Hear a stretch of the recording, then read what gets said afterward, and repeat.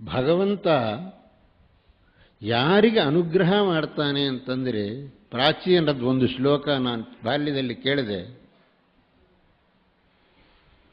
ಒಬ್ಬರು ಪಂಡಿತರು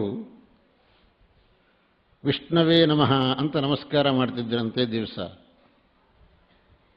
ಪಾಪ ಇನ್ನೊಬ್ಬ, ಅವನಿಗೆ ಉಕಾರ ಅಂತ ಶಬ್ದ ಬರುವುದಿಲ್ಲ, ರಾಮ ಶಬ್ದ ಒಂದೇ ಬರುವುದು ಅವನಿಗೆ.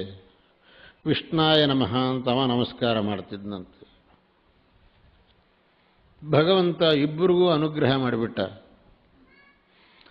ಆಗ ಈ ಪಂಡಿತರಿಗೆ ತನಗೆ ಭಗವಂತ ಅನುಗ್ರಹ ಮಾಡಿದ್ದಕ್ಕೆ ಸಂತೋಷ ಆಗಲಿಲ್ಲ, ಆ ಮೂರ್ಖನಿಗೆ ಅನುಗ್ರಹ ಮಾಡಿದ್ದಲ್ಲ ಅಂತ ಬೇಜಾರಾಯ್ತಂತೆ.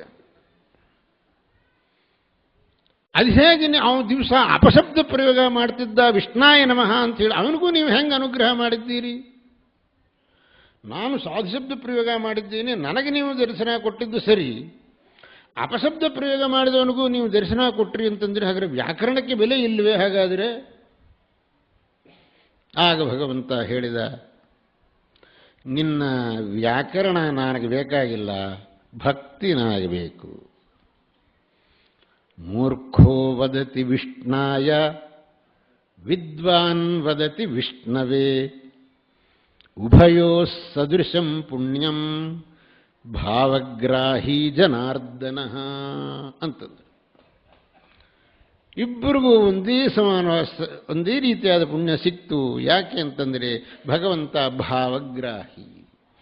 ಇವನ ಮನಸ್ಸಿನಲ್ಲಿ ಭಕ್ತಿ ಹೇಗಿತ್ತು ಎಂಬುದನ್ನು ನೋಡ್ತಾನೆ ಹೊರತು ಅವನು ವ್ಯಾಕರಣ ಪಂಡಿತನ ಅಥವಾ ತರ್ಕ ಪಂಡಿತನ ಅಂತ ಅನ್ನೋದನ್ನು ಭಗವಂತ ನೋಡುವುದಿಲ್ಲ.